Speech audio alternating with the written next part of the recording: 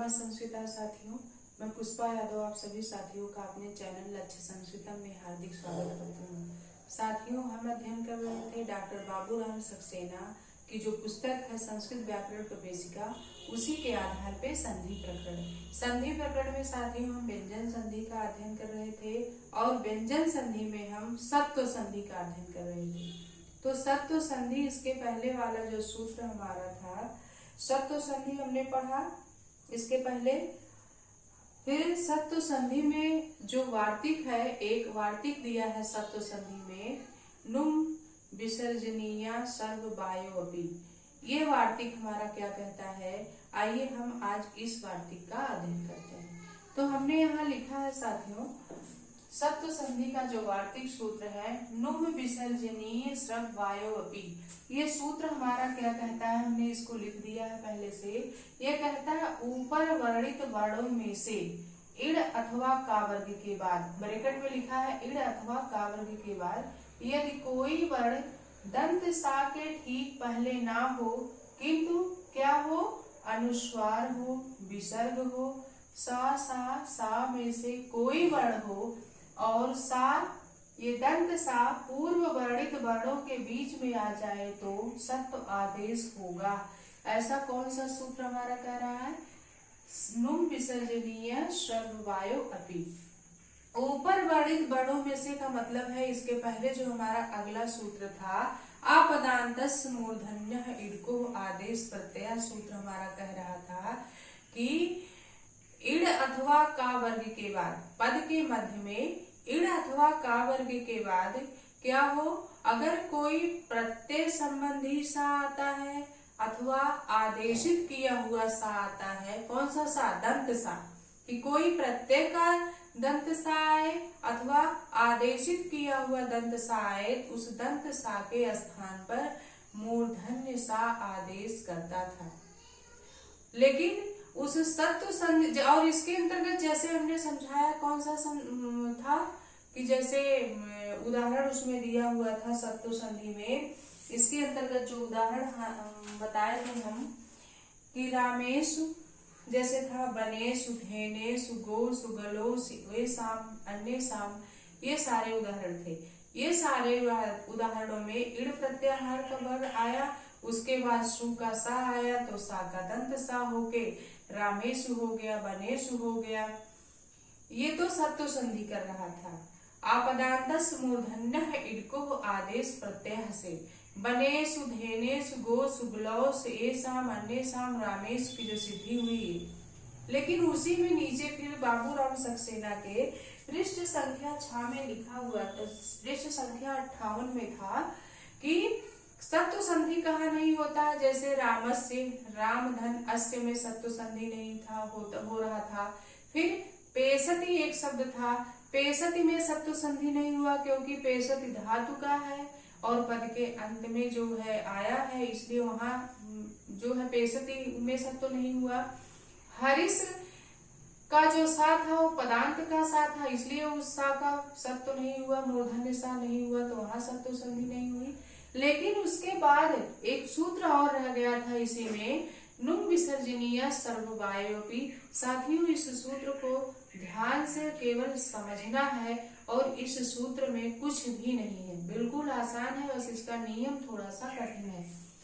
ये कह रहा है ऊपर वर्णित वर्णों में से, ऊपर वर्णित वर्णों में से मतलब उसके ऊपर वाला जो सूत्र हमारा आपदांतस् मूर्धन्यः इडको आदेश प्रत्यय था, वो कह रहा था क्या, इड अथवा का वर्ग का कोई वर्ण हो, उसके बाद कोई आदेशित किया हुआ दंत सा आए या प्रत्यय का कोई दंत सा आए तो उस दंत सा का मूर्धन्य सा कर रहा था।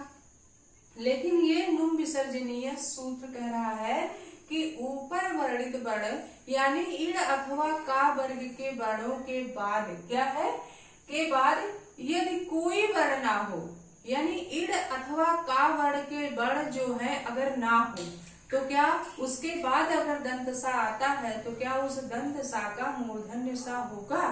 ये सूत्र वार्तिक है। इस वार्तिक में कहा गया है कि यदि इड अथवा का वर्ग का वर्ण ना आए और उसके बाद अगर दंत सा आ जाए तो क्या दंत सा का मूर्धन्य सा होगा?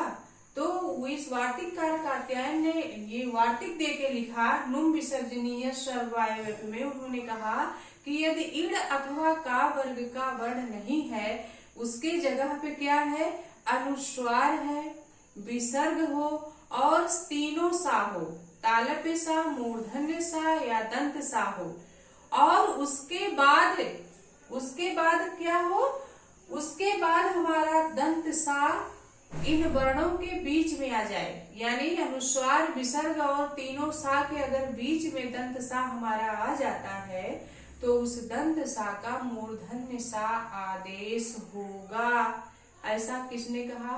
वार्तिक कारक कात्यायन ने एक सूत्र देके कहा साथियों, जिस सूत्र का नाम उन्होंने रखा नुम विसर्जनीय श्रव्वायो अभी। इस सूत्र में ही इसकी परिभाषा है। नुम का मतलब होता है अगर इड़ अथवा का वर्ग का वर्ण नहीं आता है सा के पहले तो क्या आ जाए? अगर सा के पहले अनुस्वार आ जाए, विसर्ग आ जाए और कह रहे शब्द यानी सर्व प्रत्याहार का कोई भी वर्ण आ जाए, तीनों सा में से, चाहे मूर्धन्य सा आए, दंत सा आए, तालव्य सा आए, तीनों सा में से कोई सा आ जाए और उसके बाद अगर दंत सा आता है तो उस दंत सा का मूर्धन्य सा आदेश होगा। ऐसा किसने कहा? वार्तिक कारक कात्यायन ने ये वार्तिक देके नुम विसर्जनीय श्रव्वायोऽपि, जैसे इसमें एक उदाहरण उन्होंने दिया।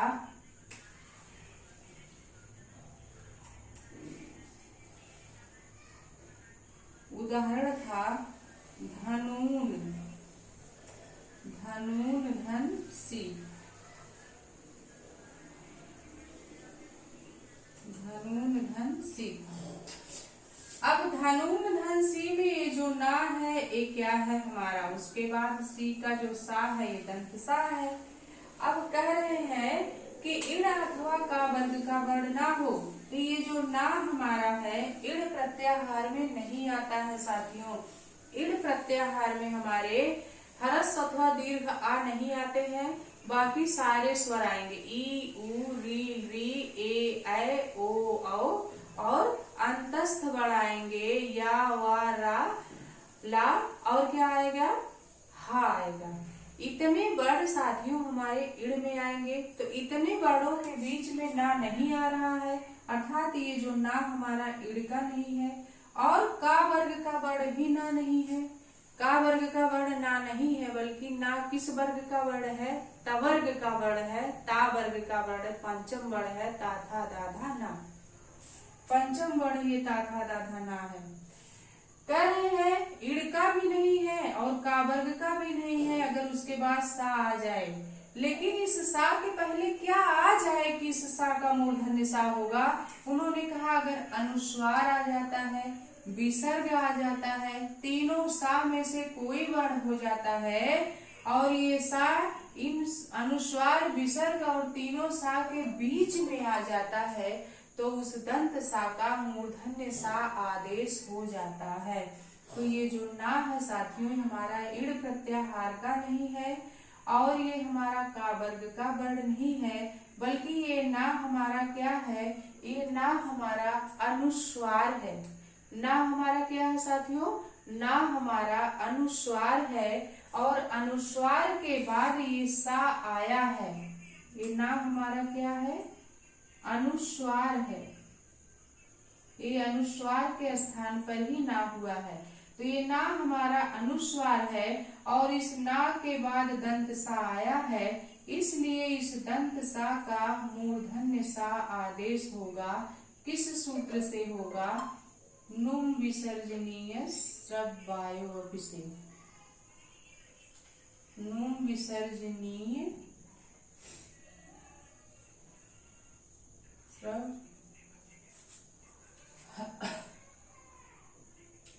श्रव्वायोऽपि, नुम विसर्जनीय श्रव्वायोऽपि सूत्र से इस सा का क्या हो गया साथियों? मूर्धन्य सा हो गया। जब इस सा का मूर्धन्य सा हो गया, ये हमारा शब्द क्या बन गया? धनु सी। ये ना हमारा अनुस्वार है, और ये ना हमारा अनुस्वार में बदल जाएगा तो ना के ऊपर बिंदी धनुंसी। धनुंसी शब्द हमारा सिद्ध हुआ। कौन सा शब्द सिद्ध हुआ? धनुंसी शब्द। धनुंसी शब्द की सिद्धि हमारी किस सूत्र से हुई?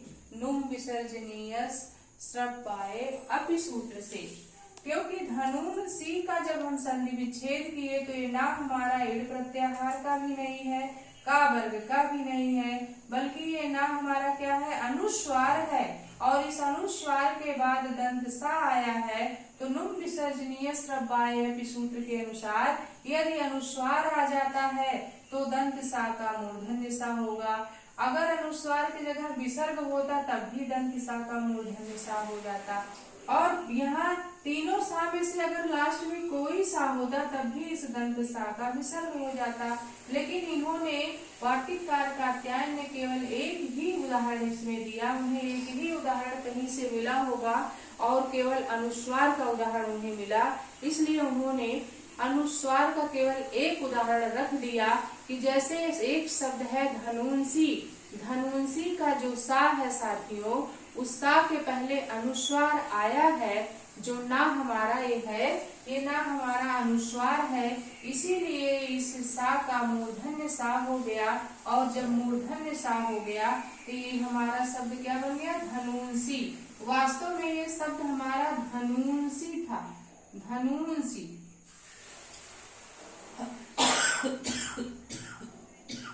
धनुंसी था। जब हम इस धनुंसी का शब्द विच्छेद करेंगे तो धनून धनसी होगा। और यही अनुस्वार, यहाँ अनुस्वार जो था यहाँ ना में बदल गया, इसलिए ये ना क्या हमारा अनुस्वार है। तो इस सूत्र के नियम के अनुसार इस ना के बाद दंत सा आया है, इस दंत सा का मूर्धन्य सा हो गया और हमारा शब्द बन गया धनुंसी। बस इस सूत्र में केवल एक ही उदाहरण कात्यायन मुनि को कहीं से मिला होगा और उन्होंने इस उदाहरण को ला के रखा और इस सूत्र का नाम रख दिया। और इस एक उदाहरण को रखने के लिए उन्होंने एक सूत्र दिया और इसका इतना बड़ा नियम दिया और इस उदाहरण को सिद्ध किया कि धनुंसी अगर शब्द है तो धनुंसी में ये नियम लग रहा है, इसलिए उन्होंने इस सूत्र को ला के रखा, इस सूत्र का नाम बनाया और इसकी परिभाषा देते हुए उन्होंने इसको इस तरह से समझाया। तो बस आपको केवल इतना याद करना है, धनुंसी की सिद्धि किस सूत्र से होगी? तो नुम विसर्जनीय स्रवायो अपि, यह एक वार्तिक सूत्र है सत्व संधि का। और धनुंसी का जो संधि विच्छेद होगा साथियों, धनून धन सी होगा, धनून धन सी होगा। इसको आप बहुत अच्छे से याद रखिएगा, अपने माइंड में सेट कर लीजिएगा, बहुत ही इम्पोर्टेंट है। अक्सर पूछ लिया जाता है ये शब्द और लोग इसमें अक्सर गलत आंसर ही देते हैं। तो आप लोग इसको गलत आंसर ना दीजिएगा, इसको अच्छे से पढ़ के इस वार्तिक को अपने माइंड में सेट कर लीजिए, याद कर लीजिए और इसके अंतर्गत एक ही उदाहरण केवल धनुंसी है, धनुंसी को भी अच्छे से याद करिए। तो अब हम आपको अगली संधि पढ़ाएंगे। अगली संधि हमारी है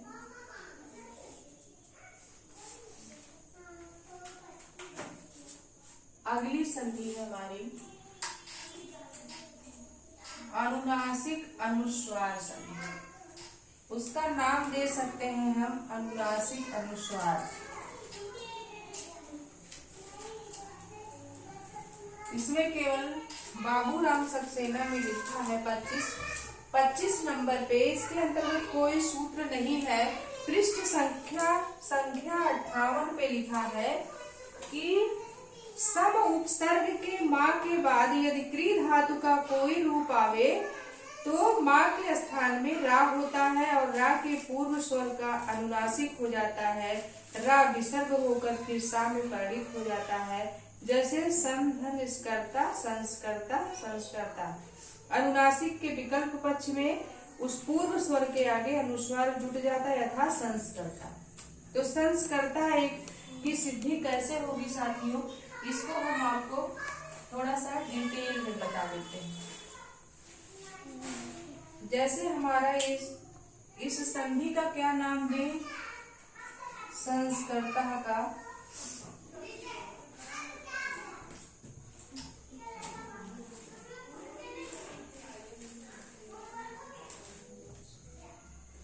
समधनस्कर्ता, इसको हम नाम दे सकते हैं अनुनासिक अनुस्वार संधि। अनुनासिक अनुस्वार संधि, इसको हम नाम दे सकते हैं अनुनासिक अनुस्वार संधि। अब इसको साथियों थोड़ा ध्यान से समझना होगा आपको। आप अपने नोटबुक को रफ और पेन लेके जरूर बैठा करिए और साथ में बाबूराम सक्सेना भी रख लीजिए।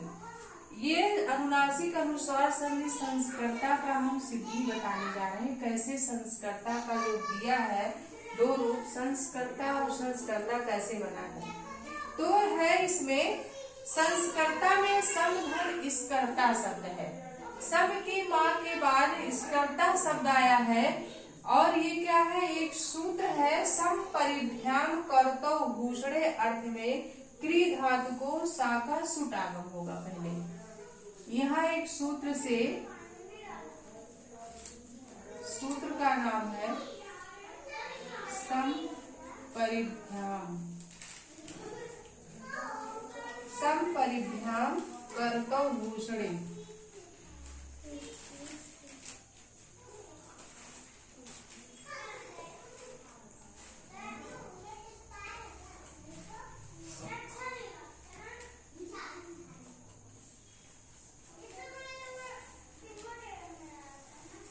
क्री धातु के दंत सा का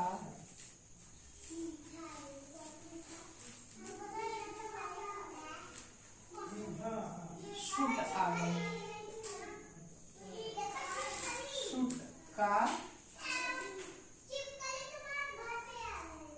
शुट आगम होगा। जब शुट का आगम होगा तो सम के बाद ये स्कर्ता शब्द जो हमारा है क्री धातु का रूप है, इसलिए इस क्री धातु का जो सा है, इस सा का शुट का आगम हो जाएगा तो शुट हो जाएगा और धन कर्ता हो जाएगा। ये रूप बना। जब सम शुट कर्ता हो गया साथियों तो सम धन शुट धन कर्ता में जो ये टा है, टा के नीचे हलंत लगा है तो इस टा की हलंत्यम सूत्र से क्या हो जाएगी, हलंत्यम सूत्र से इत संज्ञा हो जाएगी साथियों। इत संज्ञा, टा के नीचे हलंत है, हलंत वर्ण आधे होते हैं, उनको संस्कृत व्याकरण में गिना नहीं जाता और उस आधे व्यंजन वर्ण की इत संज्ञा होती है और इत संज्ञा करने वाला सूत्र हमारा क्या है, हलंतम। हलंतम सूत्र से इसकी इत संज्ञा हो गई और जिस वर्ण की इत संज्ञा हो जाती है उसका तस्य लोपः से लोप हो जाता है। तो टा की इत संज्ञा हो गई और तस्य लोपः सूत्र से क्या हो गया, तस्य लोपः सूत्र से साथियों लोप हो गया। तस्य लोपः से इसका लोप हो गया यानी विलुप्त हो गया टा। जब ये टा हमारा विलुप्त हो गया तो हमारा ये शब्द क्या बन गया, सम सु धन कर्ता बचा। अब सम सु कर्ता में जो ये ऊ है, इस ऊ की साथियों उपदेशे अज नुनासिके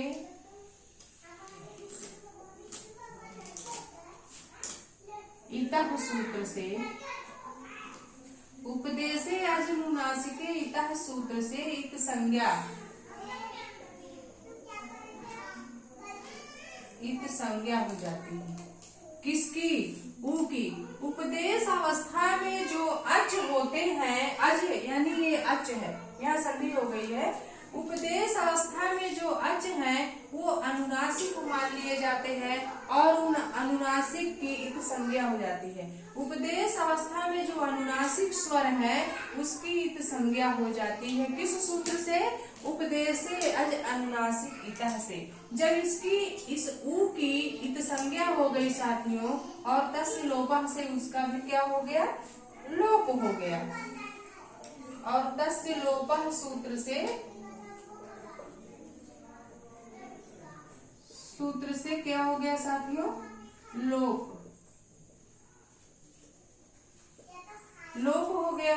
इस ऊ का जब लोप हो गया तो हमारा ये शब्द क्या बन गया? सम धन सा धन कर्ता।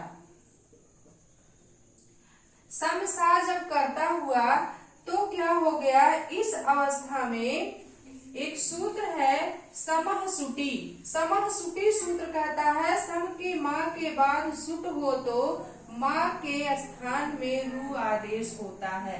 सम के माँ के बाद यदि सुट हो तो माँ के स्थान पर रू आदेश होता है। किस सूत्र से? समः सुटी से।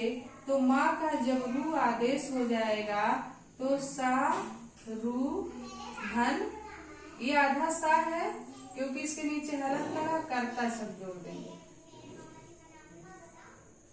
सारू कर्ता किस सूत्र से? समः सुटी से बना। समः सुटी से, समः सुटी सूत्र से हमारा ये बन गया। रू का आगम हो गया। अब रू का जो ऊ है, इस रा में ऊ की मात्रा है ना, ऊ है, इसकी भी उपदेशे अज अनुनासिक इतः से इत संज्ञा हो जाएगी। उपदेशे अज अनुनासिक इतः से रू की भी संज्ञा हो गई। हमारा ये शब्द बन गया सारा धनस्कर्ता। ये रूप हुआ। अब एक सूत्र है रा के पूर्व स्वर का अनुनासिक आदेश। रा के पूर्व स्वर का अनुनासिक आदेश। तो सा के पूर्व जो रा के पूर्व स्वर क्या है? सा में आ है। आ हमारा क्या है?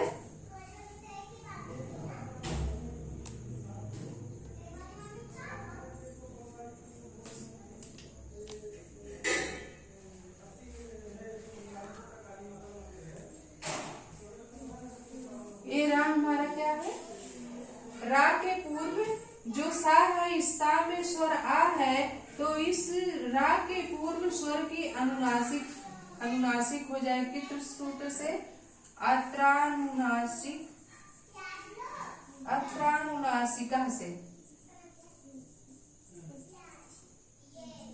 अत्रानुनासिकः पूर्ववस् तुवा।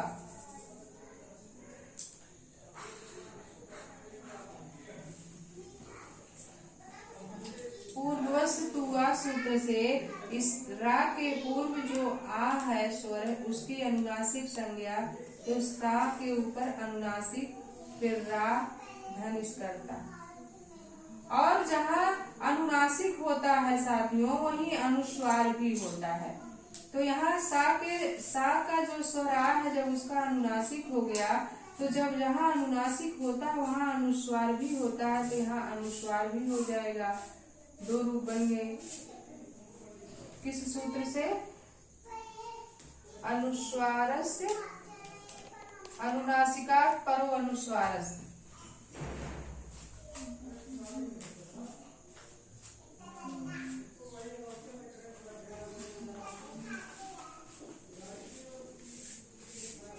अनुनासिकात् परो अनुस्वारस्य सूत्र से क्या हो गया?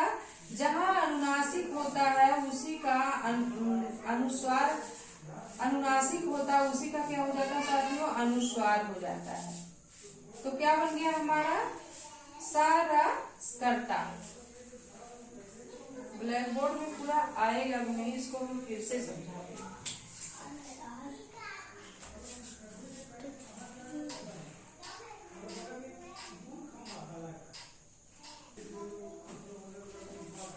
अगली संधि हमारी है साथियों अनुनासिक अनुस्वार संधि। संधि का कोई नाम संस्कृत व्याकरण प्रवेशिका में नहीं लिखा है। इसको केवल आप समझिए संस्कर्ता की सिद्धि कैसे हुई। तो संस्कर्ता की हम सिद्धि बताते हैं साथियों।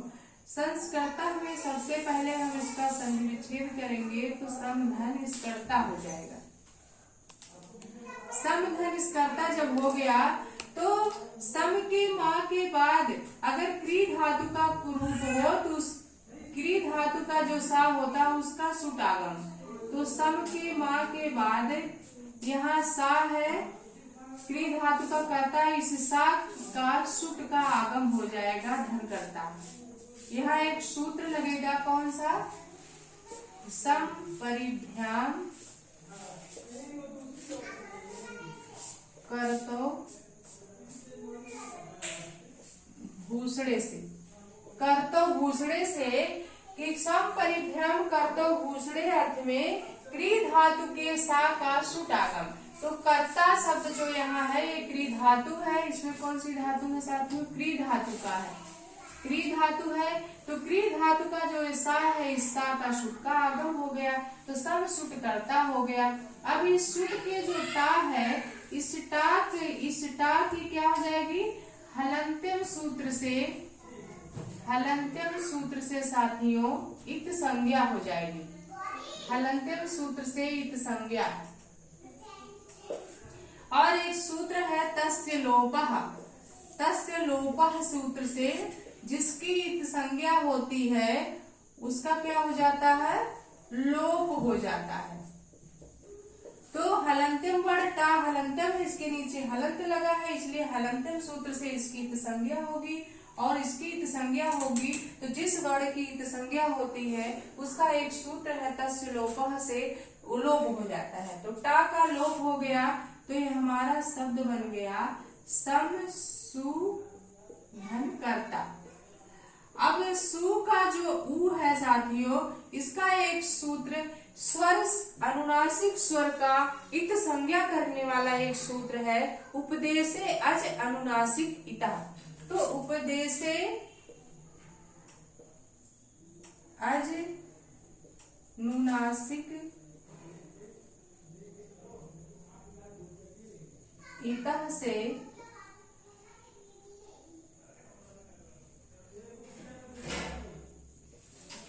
ऊ स्वर की क्या हो जाएगी, इत संज्ञा हो जाएगी साथियों, ऊ स्वर की इत संज्ञा, और तस्य लोपः सूत्र से क्या हो जाएगा, लोप हो जाएगा। इसका भी तस्य लोपः से लोप,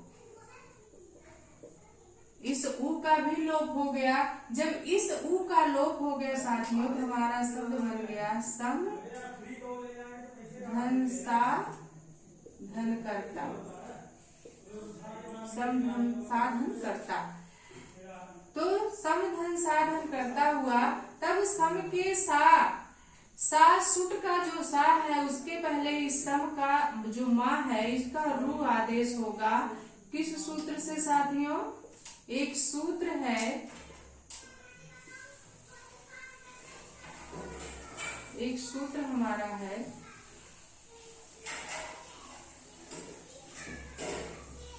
समः सुटी से।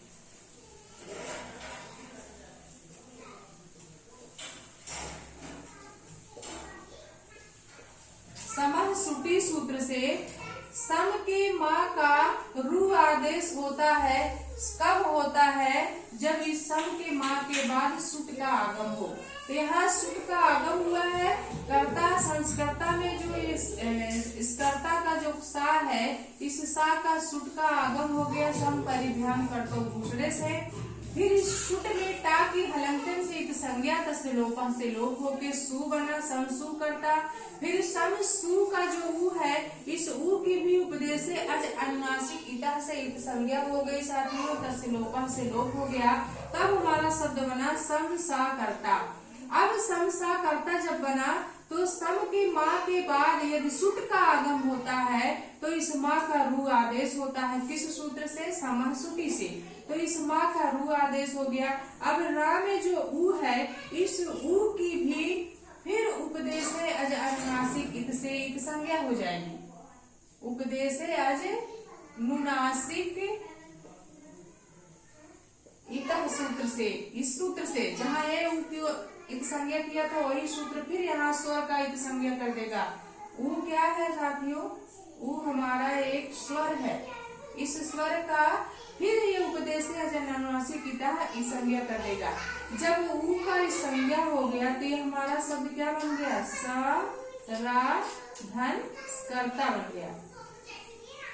अब रा के पहले स्वर का अनुनासिक आदेश होता है। रा के पहले जो स्वर है उसका अनुनासिक आदेश होता है। तो रा के पहले स्वर क्या है? सा में जो आ है वो स्वर है, इसलिए इसका अनुनासिक आदेश होके सा रा धन कर्ता हुआ। इसका एक सूत्र है अत्र अनुनासिका पूर्वस्तुआ।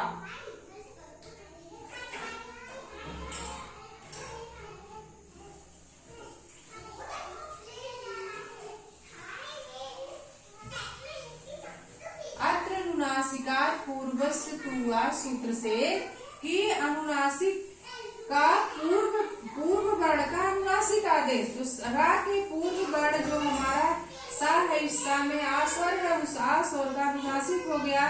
फिर जहाँ अनुनासिक होता है साथियों, उसी का अनुस्वार भी होता है, तो सा रा कर्ता दो रूप बना।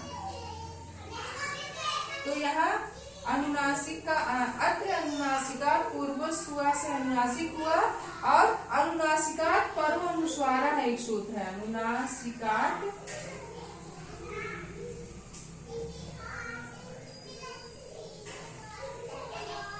अनुनासिकात पर्व अनुस्वारा सूत्र कहता है जहाँ अनुनासिक होता है वहीं अनुस्वार भी होता है। तो यहाँ सा का जो स्वर आ है उसका जब अनुनासिक आदेश हुआ तो अनुनासिक होने के कारण इस आ का अनुस्वार भी हो गया, ये रूप बना। अब जब ये रूप बना तो सा रा धन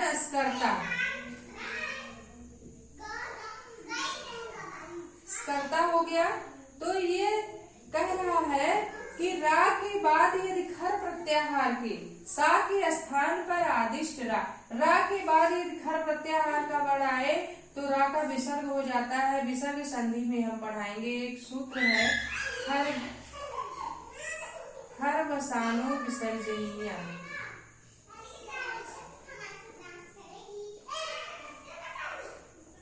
विसर्जनीय सा, खर वसानो विसर्जनीय सा से साथियों इस रा का क्या हो जाएगा?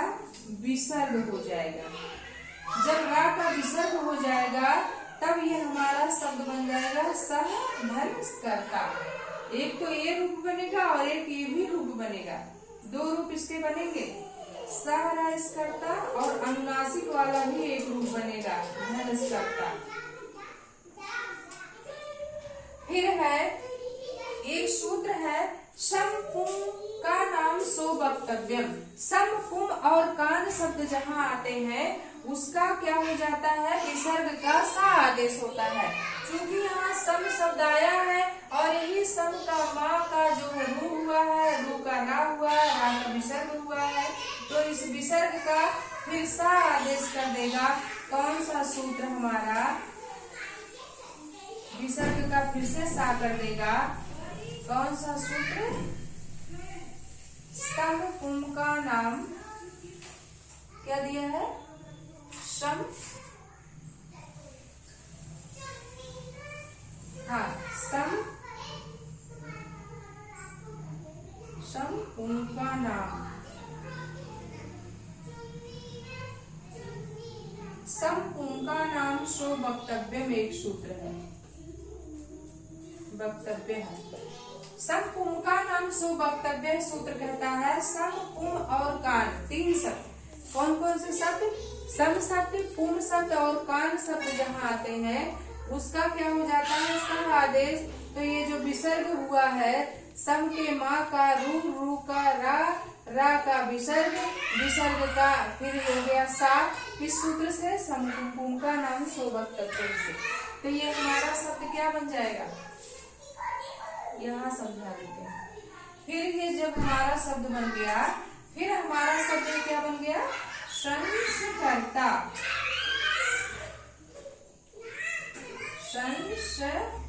संस्कर्ता बना। जब हम इनको बड़ों को मिलाएंगे तो संस्कर्ता बना। एक तो ये अनुस्वार अनुनासिक वाला और एक ये बनेगा अनुस्वार वाला, संस्कर्ता। दो रूप बन गए, एक रूप तो ये बना और एक रूप ये बना। लेकिन जब हमारा ये दो रूप बन गया, संस्कर्ता बना और एक रूप अनुनासिक वाला बन गया, संस्कर्ता। तो ऐसी स्थिति में इस संस के सा का एक सूत्र है समूह व लोपों में के। समूह व लोपों में के सूत्र कह रहा है आदेशित सा का लोप हो जाता है। तो इस संस्कर्ता में सन सा धन स्कर्ता, संस्कर्ता में जब समूह व लोपों में के, समूह व लोपों में के सूत्र से इस आदेशित सा का लोप कर देता है। कौन सा सूत्र? ऐसा बाबूराम सक्सेना में नीचे दिया हुआ है, समूह व लोपों में के सूत्र जो सा विसर्ग के स्थान पे जो सा हुआ उस आदेशित सा का लोप कर देता है। कौन सा सूत्र? समूह व लोपों में के। जब ये आदेशित सा का लोप हो जाएगा साथियों, तो हमारा शब्द बन जाएगा सन। इस सा का तो लोप हो गया और स्कर्ता शब्द है तो जोड़ देंगे संस्कर्ता। एक रूप ये बना अनुनासिक वाला, लेकिन दो नियम लग रहे हैं अनुनासिक और अनुस्वार दोनों। एक रूप ये बना संस्कर्ता और एक ये बन गया संस्कर्ता। दो रूप हमारे बन गए। तो यानी इस संस्कर्ता के कितने रूप बने? 4 रूप बने। एक तो ये बन गया, दूसरा ये बन गया, तीसरा ये बन गया और चौथा ये बन गया। 4 रूप हमारी संस्कर्ता के बने। एक बार हम फिर से समझा देते हैं कैसे बना। इस संस्कर्ता का सबसे पहले विच्छेद होगा समधन स्कर्ता।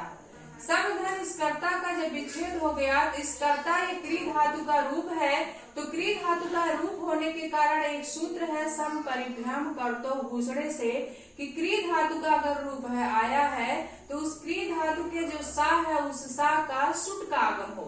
तो यहाँ सुट का आगम हो गया। जब ये सा सुट में बदल गया तो सम सुट करता हो गया। फिर टाक हलंत्यम से इत संज्ञा हो गई टाकी, क्योंकि टा के नीचे हलंत लगा है, अर्थव्यंजन वर्ण है। इस टाक इत संज्ञा हो गई और तस् लोपः से लोप हो गया तो सम सु कर्ता बना। अब सम सु जब कर्ता हो गया तो सम के सु का जो ऊ है, इस ऊ की भी उपदेश अनुनासिक इतः से ऊ स्वर की इत संज्ञा हो गई और तस् लोपः से लोप हो गया। तब हमारा ये शब्द बन गया सम सा कर्ता। सम सा कर्ता जब हुआ तो एक सूत्र यहाँ आया समह सुटी। समह सुटी सूत्र कहता है सम के माँ के बाद यदि सुट का आगम हो तो उस माँ का रू आदेश हो जाता है। यहाँ सम के माँ के बाद सुट का यहाँ आगम हुआ था, सुट का ही तो सा बचा है, इस सा सुट का है, इसलिए इस माँ का रू आदेश हो गया तो सा रूस कर्ता बना। फिर रा का जो ऊ है उसकी फिर उपदेश है जो अनुनासिक इतः से संज्ञा होकर सा रास कर्ता बना। जब सा रास कर्ता बना तो रा के पूर्व जो सा है उस सा में स्वर आ छिपा हुआ है साथियों, इसलिए एक सूत्र यहाँ आया अत्र अनुनासिकात् पूर्वोस्तुवा। कह रहा अनुनासिक कि पूर्व वर्ण में अनुनासिक आदेश हो, तो ये रा के जो पूर्व वर्ण स्वर आ है उससे आ का अनुनासिक हो गया तो अनुनासिक का चिन्ह लग गया। तो हमारा शब्द बना सा रास कर्ता। फिर जहाँ अनुनासिक होता है साथियों वहीं अनुस्वार भी होता है, तो अनुनासिकात् परो अनुस्वार सूत्र से एक रूप और बन गया हमारा। क्या बन गया? एक तो अनुनासिक वाला सा रास कर्ता बना, फिर अनुस्वार वाला सा रास कर्ता बन गया। फिर रा का खर वसानो विसर्जनीय विसर्ग संधि का नियम लग के रा का विसर्ग हो गया। जब रा का विसर्ग हो गया तो सह कर्ता बन गया। अब इसका भी दो रूप यहीं से बन रहा है, एक अनुनासिक वाला सहस्कर्ता, एक अनुस्वार वाला सहस्कर्ता। फिर इस जो है विसर्ग का सम पुम का नाम सो वक्तव्य में एक सूत्र है, सम पुम और कान तीन शब्द। ये लघु सिद्धांत कौमुदी में है, आप लोगों को तो पढ़ना नहीं है।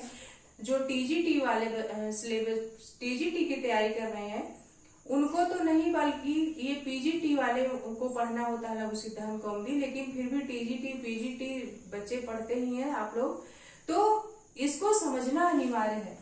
तो यहाँ जब हम विसर्ग का सा कर दिए खरवसानो विसर्जनीय सा से, तो इस विसर्ग का सम पुम का नाम सो वक्तव्यम सूत्र से सम पुम और कान अगर शब्द आता है तो सम पुम और कान शब्द का जो विसर्ग होता है उसका सा आदेश हो जाता है, क्योंकि ये सा का जो विसर्ग हुआ है सम शब्द ही वास्तव में है।